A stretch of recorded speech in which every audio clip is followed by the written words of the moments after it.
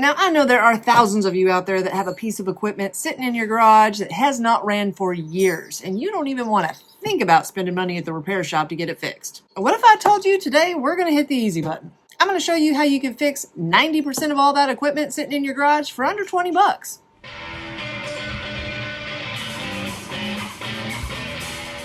Hey y'all, thanks for tuning back into Chickanic. Hope everybody's having a great week. Do not go anywhere because today we're hitting the easy button. We're going to fix this piece of equipment that my customer brought in that initially it had a simple problem. It needed a throttle cable. But after letting it sit in his garage for years, now it needs a bunch of fuel-related work. So today we're going to go over everything you need to know to fix your own piece of equipment, no matter if it's a cultivator mini tiller that's been sitting around, a chainsaw, a trimmer, by hitting the easy button and hopefully save you some time, money, and frustration in the future.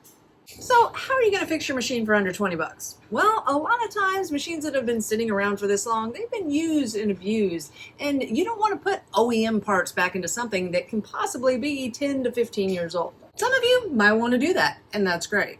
But sometimes when you're gambling on a piece of equipment that is that old, you don't really want to gamble that much. Now, I have to be honest with you. For the first 4 years that I made YouTube repair videos, I never, ever told you to use aftermarket parts. Something happened after 2020 where anytime I would order an aftermarket carburetor, it didn't matter if I ordered like 5 at a time, the majority of the time, 5 out of 5 wouldn't work.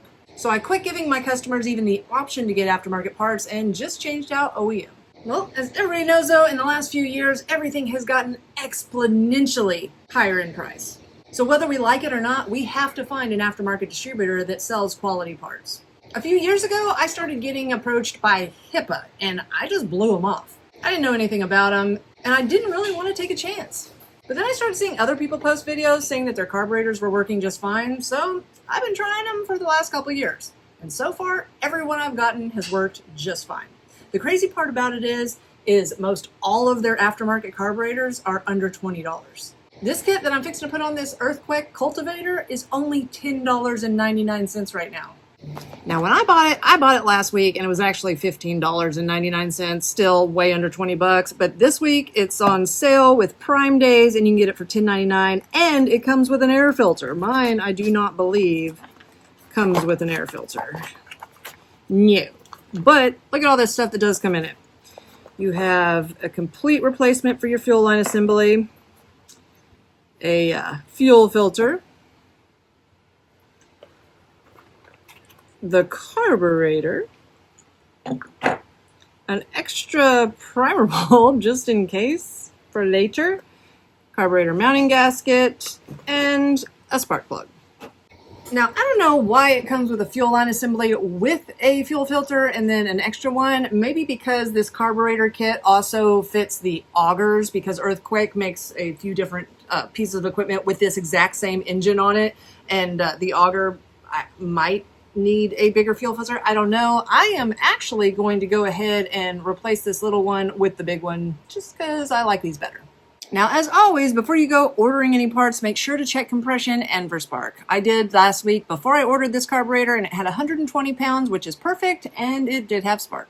Now, the reason I am imploring you to please take this less than $20 gamble on a machine that's been sitting around your house for years not running is because all you have to do is plug up parts. It doesn't really take any skill. You don't have to do anything. You can see that it takes about 5 to 10 minutes to unbolt your carburetor, maybe pop in a fuel line if it's needed, plug it all back together, and then you're ready to go.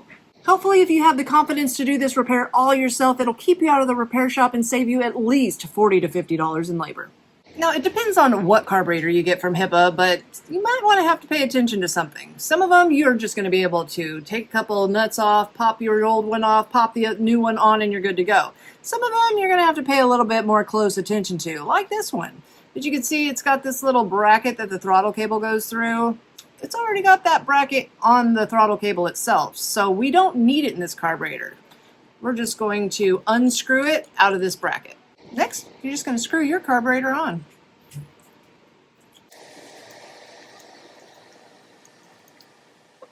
Now, let me show you how to adjust it.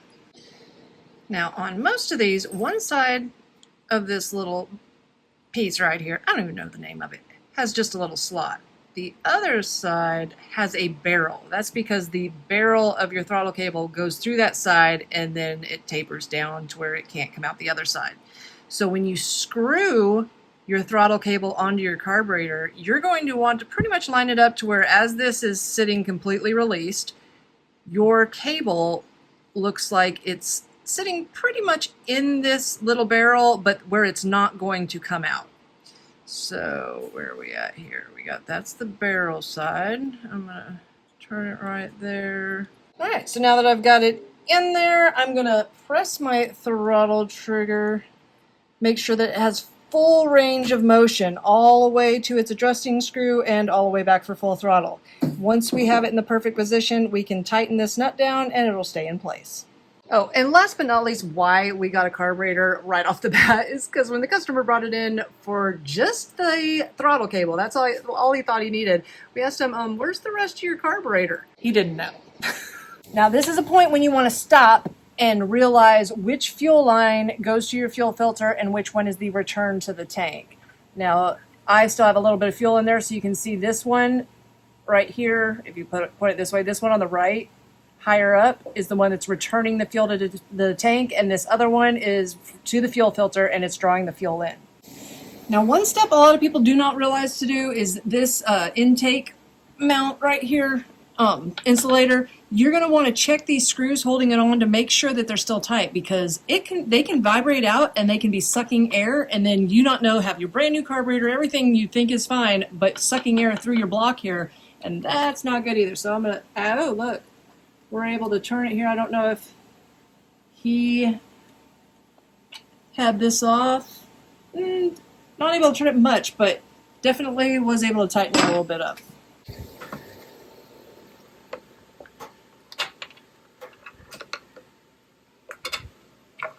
Oh yeah, look how swollen it is. That was mush.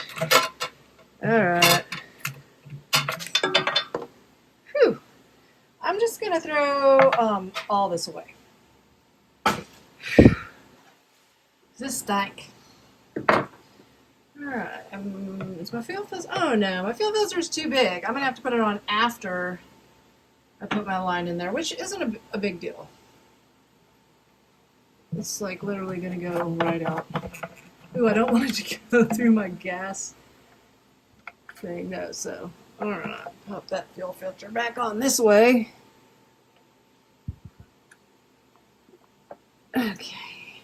Alright, I laid it down towards the gas tank side because it's sort of hard to put these grommets in if you do not have somebody holding the unit for you. You know, if it's got a lot of room to wiggle, or you can't hold it sort of in place yourself, because you've got to not let it move too much while you're poking all this excess rubber down in there, while you're trying not to poke yourself. I'm busting a sweat today. It's like 90% humidity here in Arkansas. It's a little crazy, but that's the hardest part. And if you still have good fuel lines and a good fuel filter, you don't even have to change that out. You can just pop the carburetor on.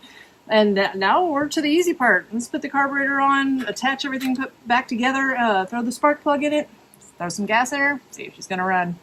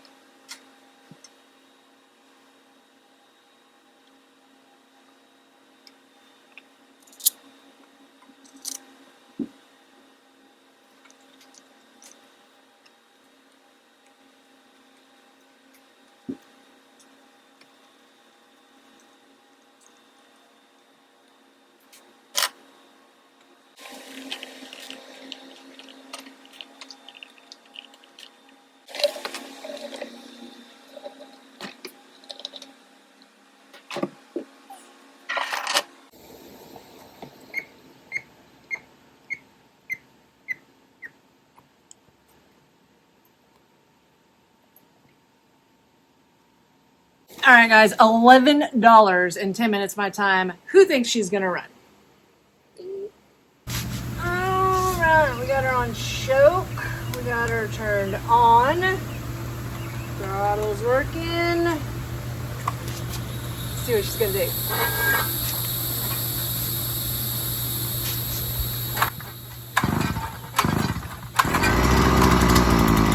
Oh, y'all. Take her off, Joe.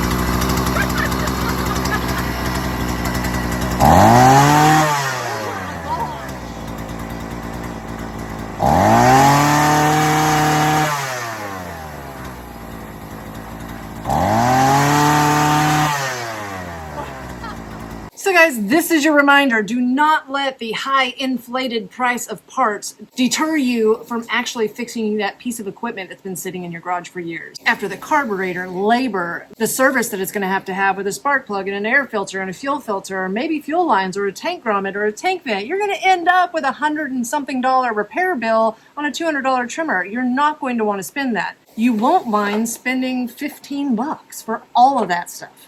So I'm glad that I found an aftermarket distributor that has a ton of different carburetors. They sell a bunch of other stuff too. Let me show you. Now, I usually use rotary for whenever I have my big stock up orders, but if I only need to get like primer bulbs and I only need a few that day, I've been getting HIPAA primer bulbs. I mean, why spend a ton of money whenever you can get 10 or 20 of them for like $5? I get fuel filters from them. I got some carburetor kits this week from them. So if you are gambling on a piece of equipment that is old, worn out, you're not sure if it's worth repairing or not, you're definitely not going to take it to the repair shop, try a HIPAA carburetor kit. Keep that unit out of the landfill and hopefully save you some time, money, and frustration in the future. If you would like to check out HIPAA parts, I will leave a link in the description box below. They probably have the carburetor you need. So guys, thanks again for tuning in to Chickanic. If you find yourself coming back over and over again, think about hitting that subscribe button. And if you ain't tired of me yet, check this video out right here.